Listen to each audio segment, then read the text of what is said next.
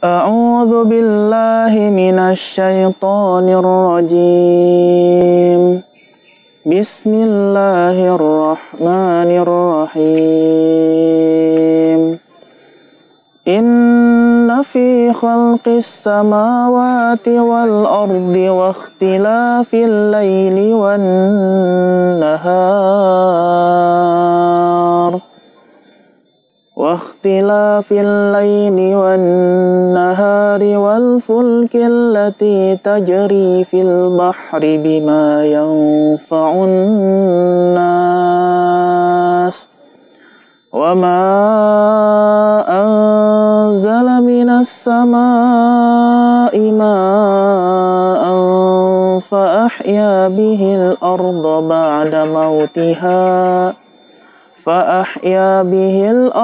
بعد موتها وبث فيها من كل دابة وتصريف الرياح والسحاب المسخر بين السماء والأرض لآيات لقوم يعقلون صدق الله العظيم.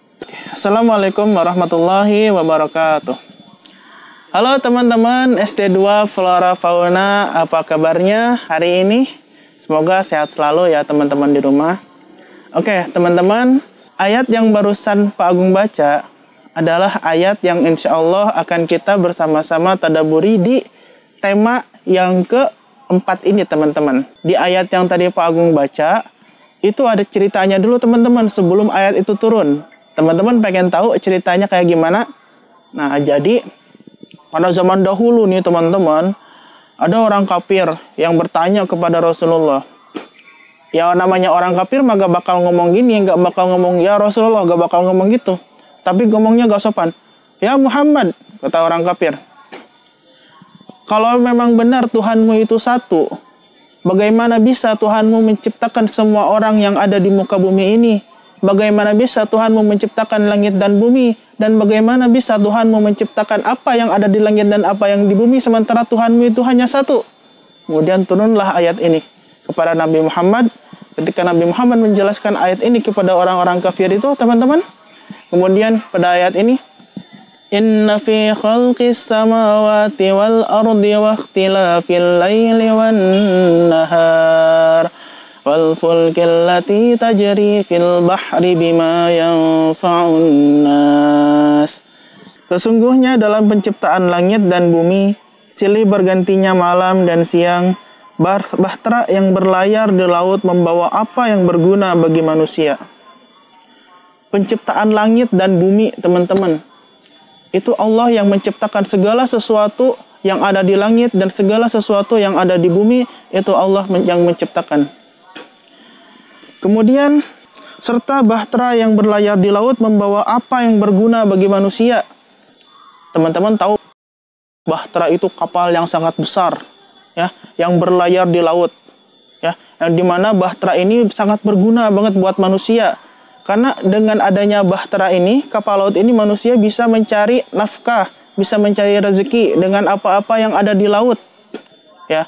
Banyak kapal-kapal gede teman-teman. Kalau teman-teman yang udah pernah main ke pelabuhan-pelabuhan, di situ suka ada kapal, bukan pesawat ya, kapal laut.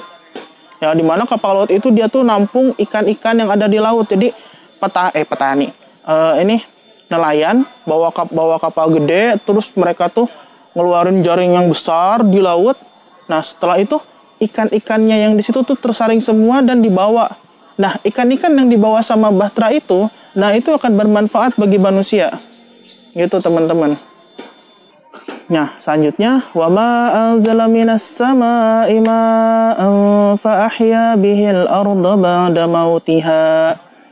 Nah, dan segala sesuatu yang Allah turunkan dari langit, teman-teman, seperti air hujan, yang dimana air hujan itu ketika turun ke bumi ini, mereka menghidupi segala sesuatu yang ada di muka bumi ini. Coba teman-teman, kalau misalkan ketika musim panas, terus gak hujan-hujan, teman-teman kepanasan. Tapi kalau misalkan hujan datang, timbul di situ rasa sejuk, teman-teman. terasa kesejukan alam ketika hujan. Kemudian dari air hujan ini teman-teman bisa minum. Semua makhluk yang ada di muka bumi ini bisa minum karena air yang diturunkan dari langit ini teman-teman itu merupakan sumber kehidupan buat teman-teman semua. Sumber kehidupan buat segala makhluk yang ada di muka bumi ini.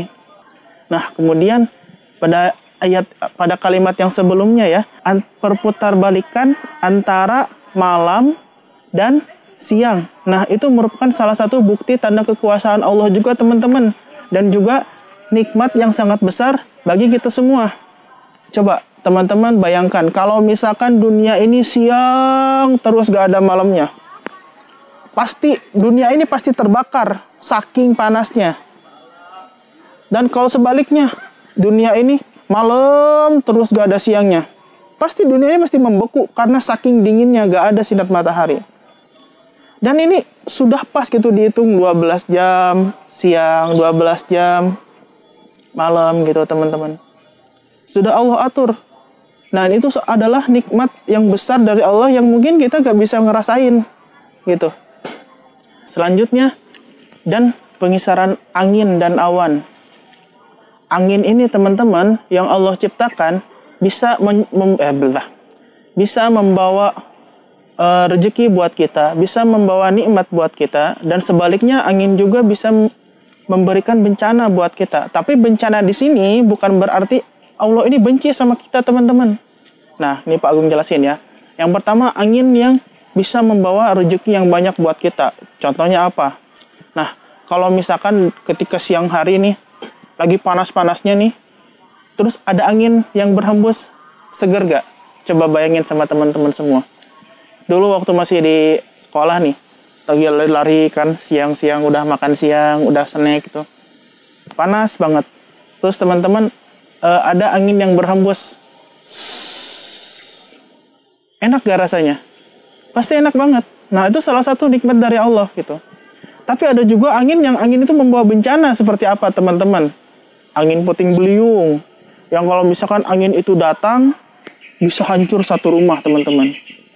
Nah, tadi kan Pak Agung bilang nih teman-teman, walaupun angin puting beliung itu merupakan bencana, tapi itu merupakan salah satu nikmat juga. Nikmatnya apa sih?